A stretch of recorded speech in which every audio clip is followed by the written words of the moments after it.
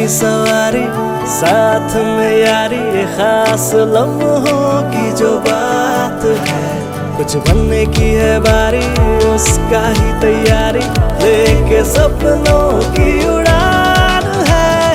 छूना है आसमां, रोज हम में है वो दम, आगे है बढ़ना, cause टेक्नो वाले हम, cause टेक्नो वाले हम। Techno college of engineering, Agartala.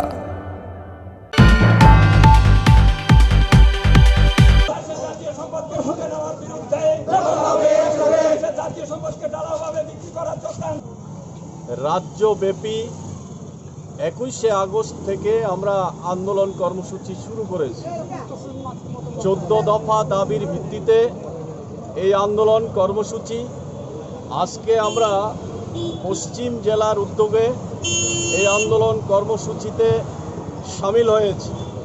এখান থেকে শহর পরিক্রমা করে আমরা জেলা শাসকের নিকট ডেপুটেশনে মিলিত হব।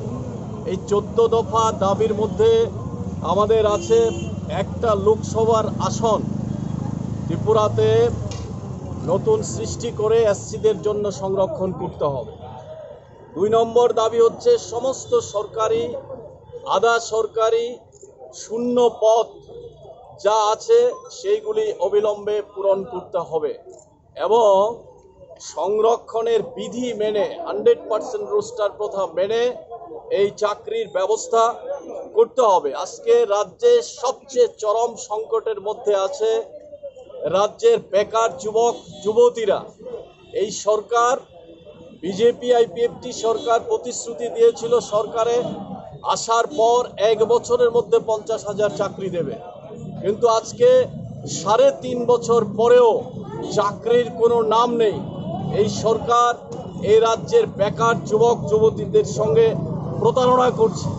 যারা বলেছিল মিস কলে চাকরি পাবে, কর্মসংস্থানের ব্যবস্থা হবে, আজকে চরম দুর্দশায় আমাদের রাজ্যের বেকার যুবক যুবতীরা। শুধু আমাদের রাজ্যে কেন, সারা ভারতবর্ষেই আজকে বেকার সমস্যা এমন জায়গায় গিয়ে পৌঁছেছে যে বাংলাদেশ থেকেও খারাপ অবস্থায় আজকে ভারতবর্ষ এই অবস্থায় চলে গেছে। এর বিরুদ্ধে এ রাজ্যের সমস্ত বেকার যুবক যুবতীদের ঐক্যবদ্ধ করে এই আন্দোলন আমরা চালিয়ে যাব। কোভিড-19 পরিস্থিতিতে ভারতবর্ষের সঙ্গে আমাদের রাজ্য চরমভাবে ব্যর্থতার পরিচয় দিয়েছে, চরম সংকটের মধ্যে আছে। আমরা দাবি করছি সমস্ত যারা মানুষ আছেন প্রত্যেকের গণহারে টিকাকরণের ব্যবস্থা করতে হবে এবং যারা মৃত্যু হয়েছে কোভিডে তাদেরকে আর্থিক সহায়তা করতে হবে, অবিলম্বে এটা করতে হবে। তেমনি কোভিড পরিস্থিতিতে যারা কাজ হারিয়েছে তাদেরকে এবং কর্মহীন হয়ে পড়েছে, অর্থের সংকট দেখা দিয়েছে, খাদ্যের সংকট দেখা দিয়েছে, তাদেরকে মাসে 7,500 টাকা নগদ যারা আয়কর দেন না সেই সমস্ত পরিবারকে সাহায্য করতে হবে এবং খাদ্য সামগ্রী বিনামূল্যে সরবরাহ করতে হবে। এই দাবি আমরা করছি। আমরা দাবি করছি এমজিএন রেগা 600 টাকা করে মজুরি করতে হবে। এই সরকার আসার সময় প্রতিশ্রুতি দিয়েছিল 340 টাকা মজুরি করবেন, কিন্তু কোথায় 340 টাকা? আজকে কাজেই পাচ্ছেন না। বামফ্রন্ট সরকারের সময়ে 90 দিন 94 দিন কাজ করত, আজকে সেই রেগার কাজ 30 থেকে 35 দিন কাজ পাচ্ছে, তাও সমস্ত শ্রমিকরা কাজ পাচ্ছে না। একইভাবে টুয়েপে যারা কাজ করত তারা কাজ পাচ্ছে না, এরকম চরম সংকটের মধ্যে আছে।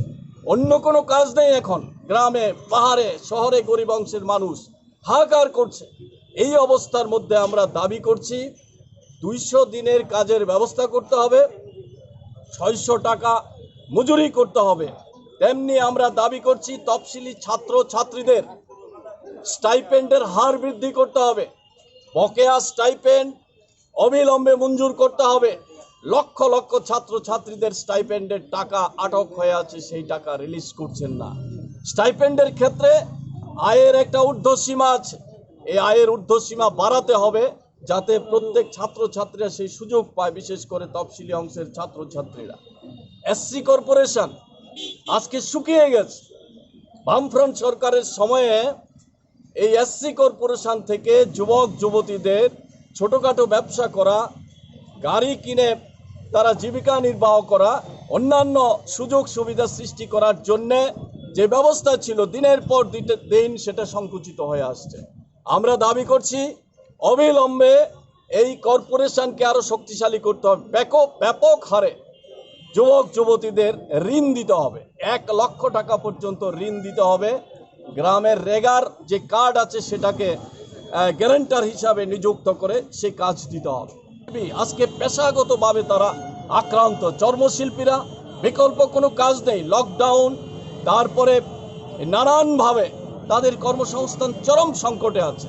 তাদেরকে আর্থিক সাহায্য করতে হবে, লন্ড্রিজীবীদের, মৎস্যজীবীদের আর্থিক সাহায্য করতে হবে। যারা সাফাই কর্মী, শহরে সাফাই করে, হাসপাতালে সাফাই কাজ করে, অন্যান্য গোটা শহর সমাজকে সুন্দর রাখার জন্যে তারা ঝুঁকি নিয়ে কাজ করে, অথচ সবচেয়ে কম মজুরিতে তারা কাজ করছে। আমরা দাবি করছি 600 টাকা মজুরি, ন্যূনতম মজুরি তাদেরকে দিতে হবে। যারা অনিয়মিত আছে সাফাই কর্মী, কি পৌরসভাতে হোক, স্বাস্থ্য দপ্তরে হোক, অন্যান্য দপ্তরে, তাদেরকে অবিলম্বে নিয়মিত করতে হবে।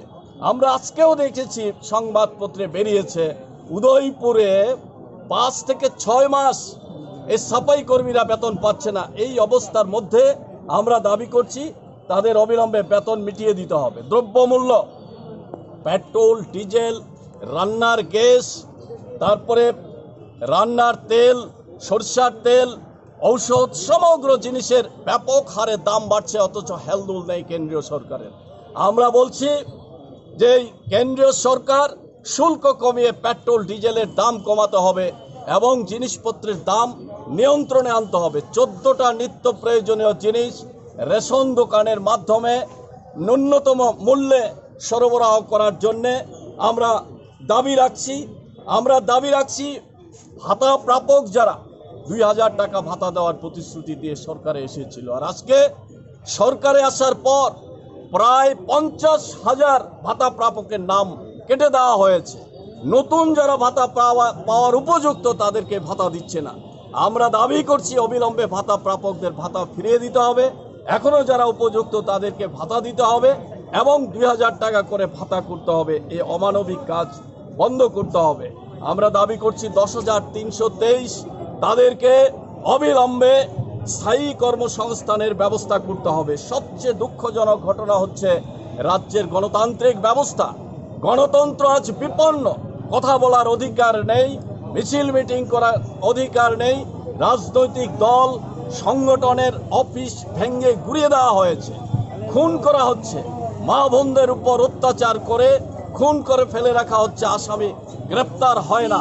এইভাবে বিরোধী রাজনৈতিক দল আমাদের উপর নির্মমভাবে আঘাত করছে, আক্রমণ করছে, আসামি গ্রেপ্তার হয় না, মামলা হয় না, হাইকোর্টে গিয়ে মামলা করতে হয়। আমার এর মধ্যে আমরা হাইকোর্টে গিয়ে মামলা করে হাইকোর্ট থেকে বলতে হয়েছে কেসের ধারা যুক্ত করার জন্য, খুনের মামলা কেসের ধারা যুক্ত করার জন্য। এই ধরনের দুর্ভাগ্যজনক অবস্থার মধ্যে চলে গেছে। তাই গণতন্ত্র উদ্ধার করে আমাদের রাজ্যের উন্নয়ন, শান্তি, সম্প্রীতিকে এগিয়ে নিয়ে যাওয়ার প্রশ্নে এই আন্দোলন আমরা শুরু করেছি। গত 3.5 বছর পর্যন্ত এই রাজ্যের মানুষ চরম সংকটের মধ্যে আছে, চরম সমস্যার মধ্যে ফেলে দিয়েছে এই বিজেপি আইপিএফটি জোট সরকার। মানুষ দিনে দিনে বেরিয়ে আসছে, মানুষের উপর যে অত্যাচার হয়েছে, শোষণ হয়েছে, বঞ্চনা হয়েছে, তার জবাব দেওয়ার জন্য মানুষ তৈরি হচ্ছে। আগামী দিন তার জবাব দেওয়া হবে। যদি এই দাবি পূরণ না করা হয়, 23-এ এই সরকার জবাব পাবে। এই রাজ্যের মানুষ তাদেরকে ক্ষমা করবে না। এর আগেও এই রাজ্যে এরকম একটা অত্যাচারী জোট রাজত্ব ছিল, মানুষ 5 বছরও অপেক্ষা করেনি, তার পরিবর্তন ঘটিয়েছে। আজকে যারা অত্যাচার করে শাসন ক্ষমতায় টিকে থাকতে চাইছে, তারাও রেহাই পাবে না। আগামী দিন তার বিরুদ্ধে মানুষ ঐক্যবদ্ধভাবে এগিয়ে আসবেন। এই দাবি শুধু আমাদের না, সামগ্রিকভাবে সারা ত্রিপুরা রাজ্যের মানুষের দাবি নিয়ে আমরা এই আন্দোলনে যাচ্ছি।